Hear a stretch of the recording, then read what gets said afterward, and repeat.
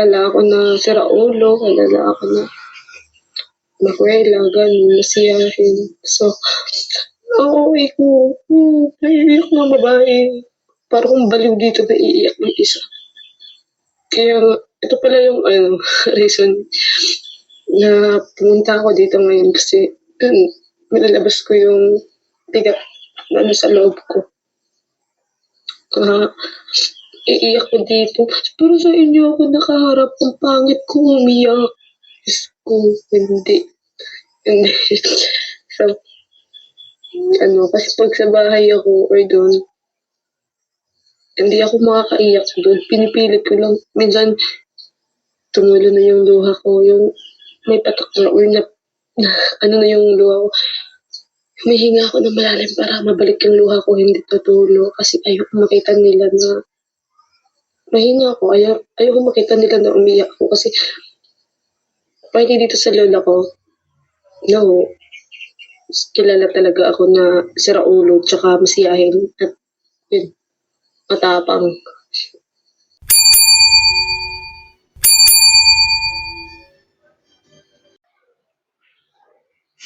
So, ayan, mga kabayan ko.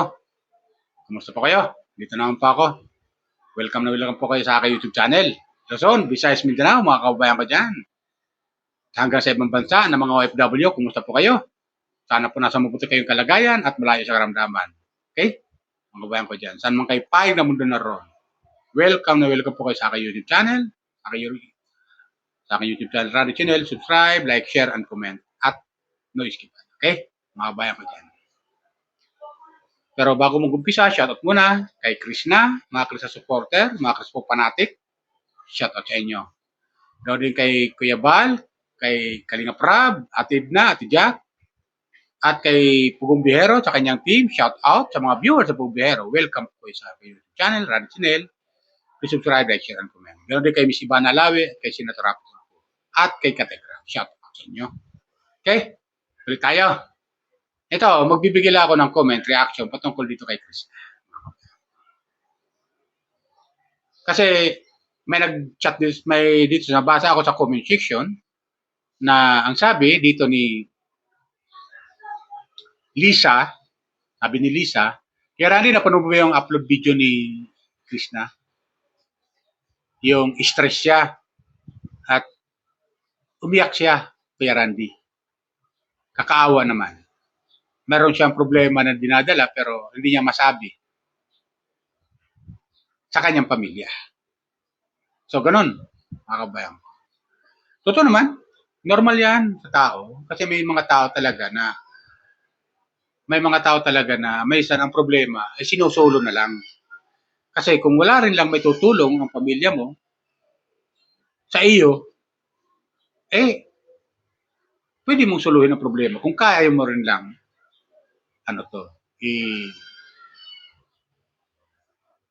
i-provide o mga ganun, solusyonan ang problema. Di ba ganun yun? Kung kaya mo rin lang solusyonan. Pero pinaka-the best talaga, yung hingi ka rin ng advice. Kahit advice lang, malaking bagay yun. Yung advice. Yung nga, napanood ko yung upload video ni Krishna, na napayak talaga siya. At meron siyang problema, bagamat nakangiti siya, mga kabayan ko. Pero sa kabila pala nun, meron siyang dinaramdam na problema na hindi niya masabi-sabi sa kanyang pamilya, sa kanyang mga tiyahin, sa mga tiyuhin niya, maging sa magulang niya, hindi niya masabi-sabi. Gusto niya suluhin. At yun nga,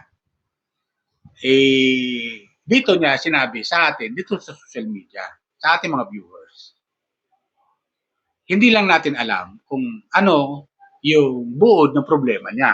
Di ba? Basta nakita natin, itusumbong siya sa atin bilang mga viewers, sa ating mga viewers, itusumbong siya na ito yung nararamdaman niya. Ito yung saloobin niya. Di ba?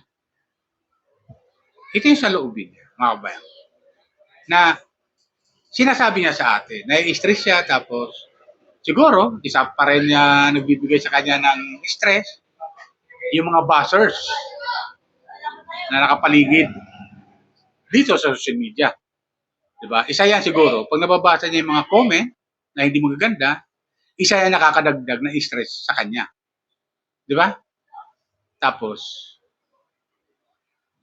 isa pa sa pinoproblema niya pagdating sa pamilya, kung ano dapat niyang gagawin at kung anong solusyon ang pwede niyang gawin para lang maibsan yung problema. Mga kabayan. Di ba? Ganun yun eh. Kaya kung may dinaramdam ka na problema, ikaw, nai-stress ka, tama yun. Iiyak mo lang. Ipanalangin mo. Iiyak mo sa Panginoon. Yan ang pinaka-the best. Humingi ka ng advice sa Panginoon at ang problema naman ay nasusolusyonan. Pag humingi ka ng gabay sa Panginoon, isuko mo yung problema. Kung anong problema. Meron ka. At ang Panginoon lang pwedeng magbigay sa iyo ng gabay. Kausapin mo siya, mag-isa. Kaya dalawa lang. Nakikinig naman siya. Di ba ganun yung mga kabayan ko?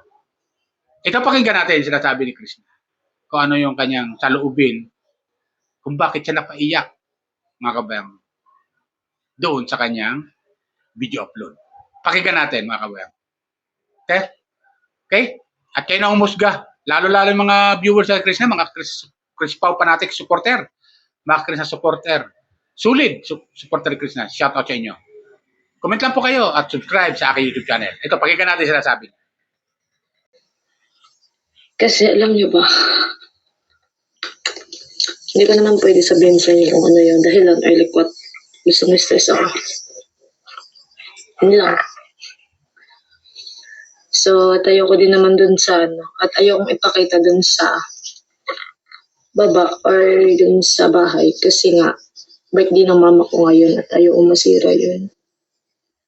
Then, sobrang ingay din sa bahay ng lola ko. So, pumunta ako dito para magmuni-muni. So, kasi gabi pa, parang ayoko din marita nila na hindi ako nag-iimik. Kasi ayoko pag may iniisip ako, may problema ako. Hindi ako masyadong nagsasalita or like, ayoko makipag-usap ng tao kahit sino. Or like, sa pamilya ko, ayoko din nagsusumbong ng mga problema. Kasi ayoko isipin nila na OA ako, ganun. So, ang OA ko, so dito ako mag-PNRT, dito ako magsasabi. Hala. So, ngayon, hindi ko alam kung anong gagawin ko. Ang dami, ang kulit mo pa. Ang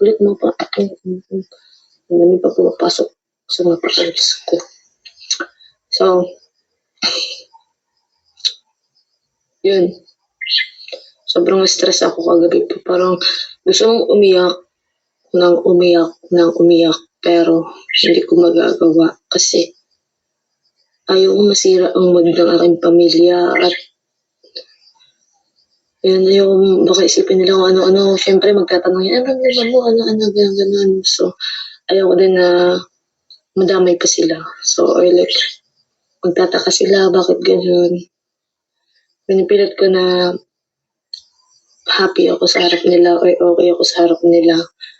Yung ganun ba yun ang pinapakita ko. Kasi nga, ayokong sila. Overtake kasi di naman ako nag-share ng problema kasi ayoko mag-share. Ayoko talaga. Yung kinikintin ko ay like, gumagawa na lang ako ng paraan para malibang ang aking sarili na.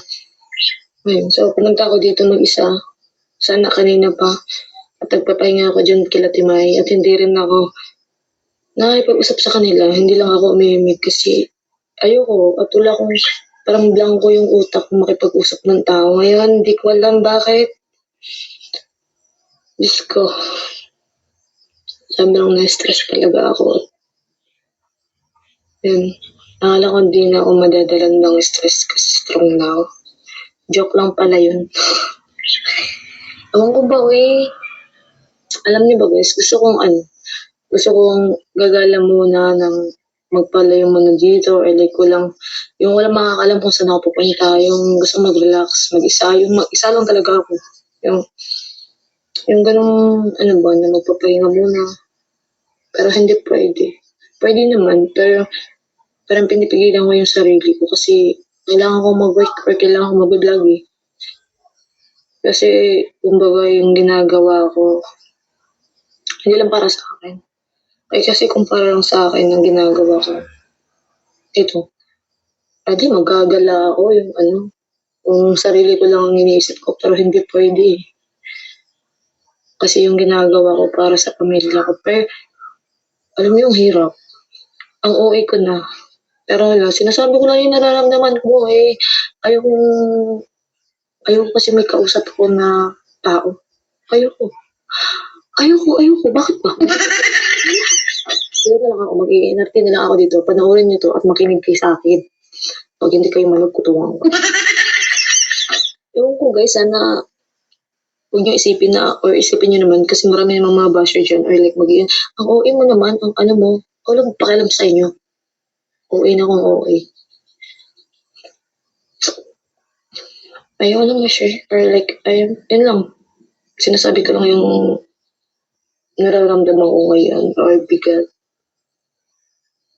na nasa puso't kaluluwa. Hala, hindi. So may dala akong lampisa at ang pangit pa ng lampisang pinahiram ni Ate Maya daw. Tandaan ko ngayon. Kasi kagabi umulan so medyo malambot siya. Pero hindi ko alam paano magsisimula. Tinamad ako na ewan. Hindi nga ako kumakain kagabi. Nakahanga ngayon. Wala talagang gano'ng kumain. Or like, ano lang. Ang nararamdaman ko, ayaw makipag-usap. Ayaw ko sa maingay. Pero mamaya, uuwi ako dun kasi nga kailangan natin mag-enjoy kasi birthday ng mama ko ngayon at ayaw ko ipapakita sa kanila na hindi ako okay. Ayaw ko masira yung mood nila kasi yung mama ko, sobrang liit ng pasensya nun. Baka makita niya ako na hindi nag-iimik or like, ay makita niya ako malungkot. Baka mag-iba na naman ang mood niya. So, ayaw ko masira yun. So, tuloy pa rin ang saya pag sa harap ng pamilya para yun. Pero wala silang masabi sa akin na mag-iinay na naman. Wala kayo kung ano sabihin niyo kung nag-iinay ako. Nag-iinarate ako. Ako to eh. Ikaw nandun ka lang. Charis. Ewan ko ba? Anong gagawin ko ngayon? Pero gusto ko magdadabog yung mag-iiyak, magsisigaw. Pero sa tenga mo, para manahimik ka. Charis. Maririnig niyo ba ako? Maririnig niyo ako dapat. Nandiyan pala sila papa. Dumating na. Nandun sila sa pinagawa ko. Bahay ng kape.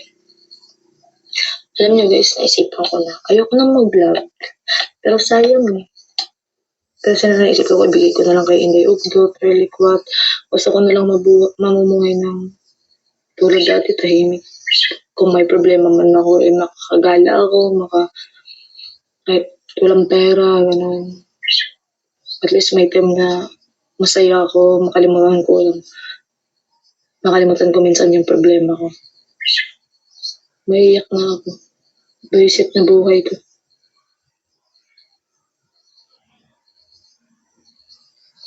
Yung grabe na yung hirap mo ba, yung grabe na yung, alam mo ba yung gano'n, yung grabe na yung hirap mo na ginagawa mo, pero yung sa paligid mo hindi makaka-appreciate at hindi makaka-intindi sa'yo.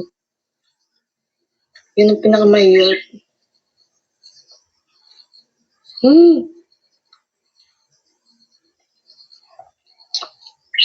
Wala akong magagawa eh. Ipagpatuloy ko pa rin. Yung gusto ko nang magpahinga ng ilang araw, pero iniisip ko, paano na to, paano sila, paano si ganyan. Pag hindi ako tikilis, wala rin. Ay, ko, sobrang hirap. Ang daming umaasa sa akin. Kaya ayaw kong ipapakita sa kanila na mahina ako, pagod ako. Pero shit, sobrang pagod ng babae.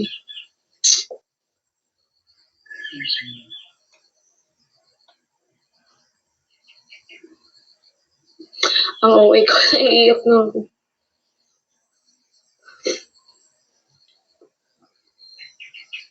yung, ano mo, yung, wala kang, may masumbungan naman, pero ayoko din kasi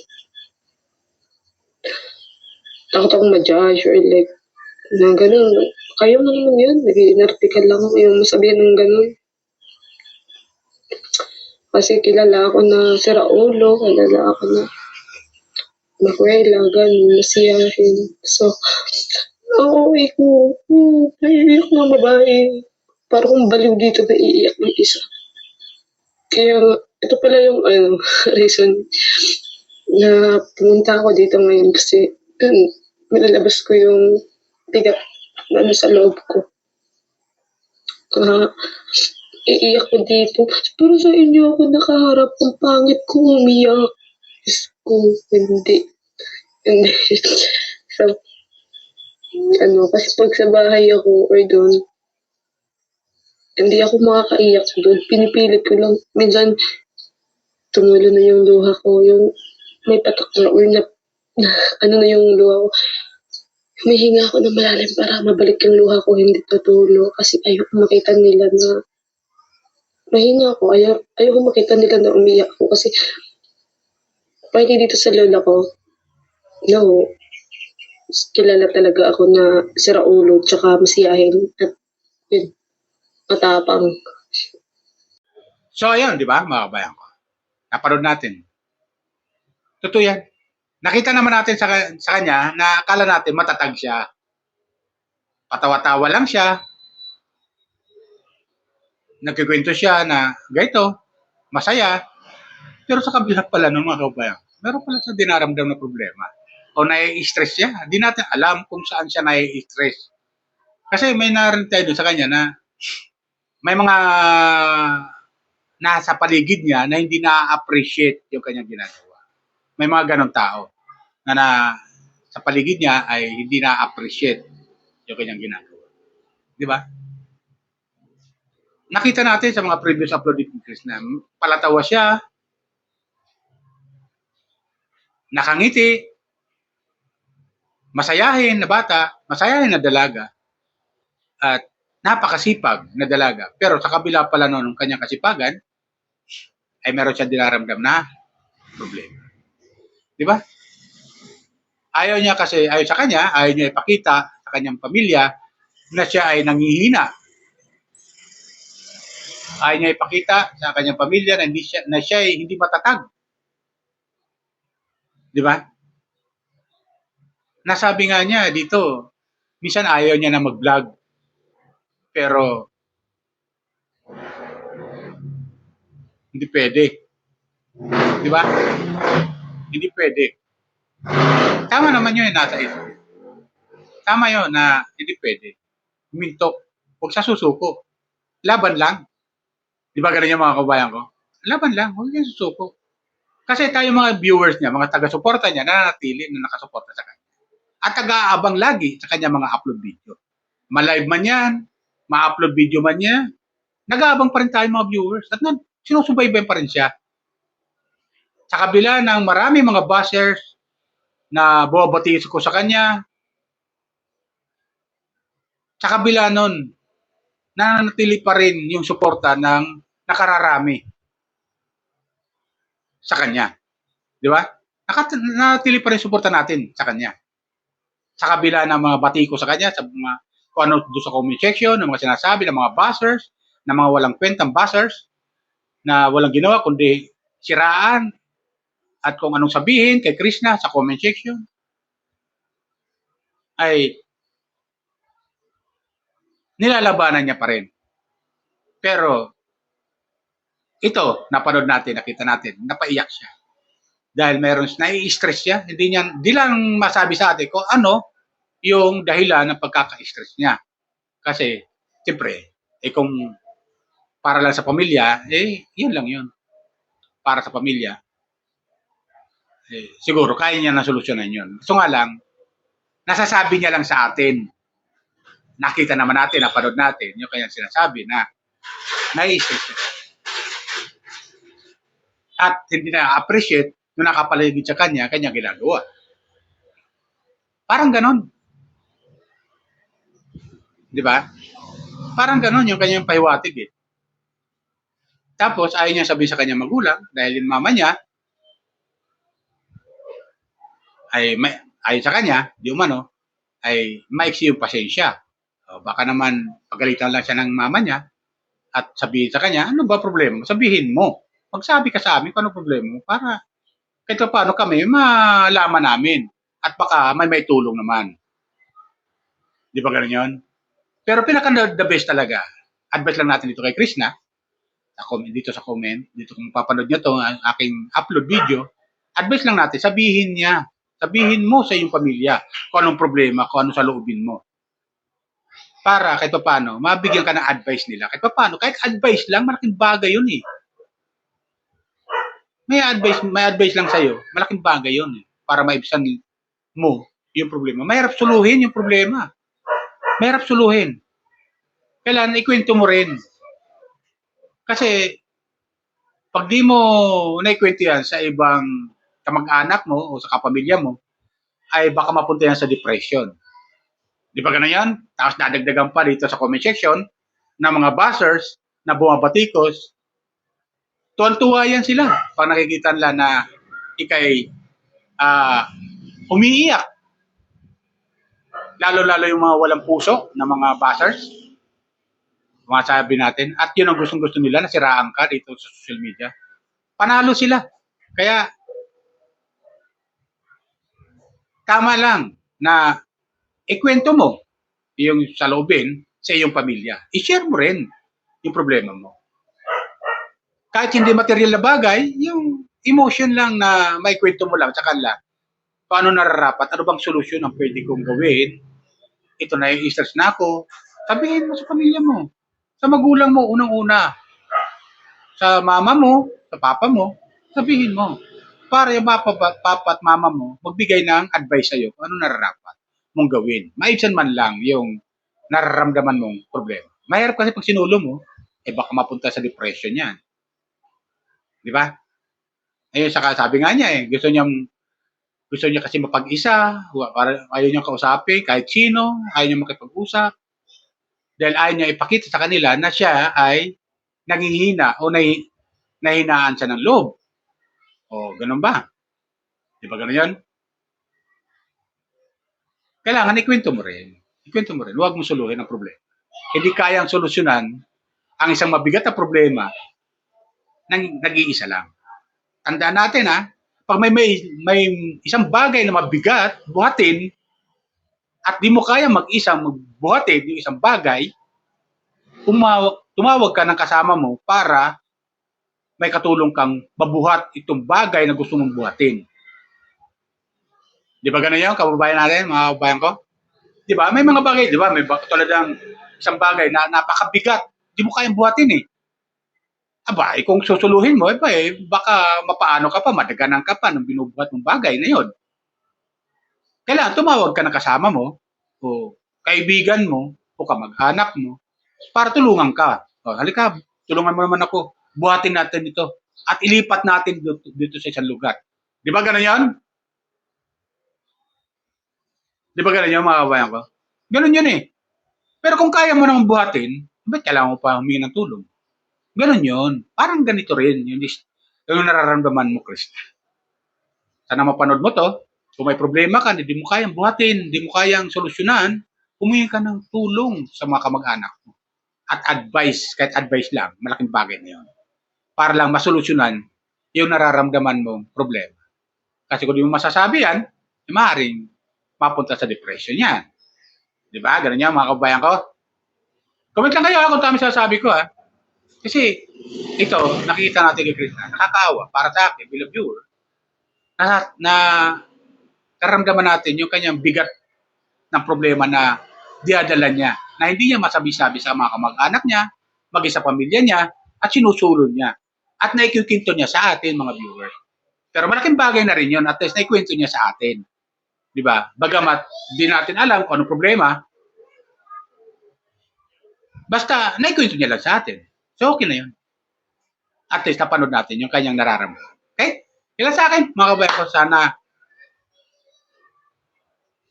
maibsan ni Krishna yung kanyang nararamdaman problema. Anong bigat na problema at nagbibigay ng stress sa kanya. May kwento niya rin sa kanyang pamilya. Di ba ganun yan, mga kabayan ko? Yan lang sa akin. Paalala ko lang ulit, baka may nanonood dyan ng mga viewers si Krishna na mga hindi pa nakapag-subscribe sa aking YouTube channel. Subscribe po yung like, share, and comment. At no skip. Okay, bye. Ingat po tayo lagi. Pagpalain po tayo ng pumay kapal.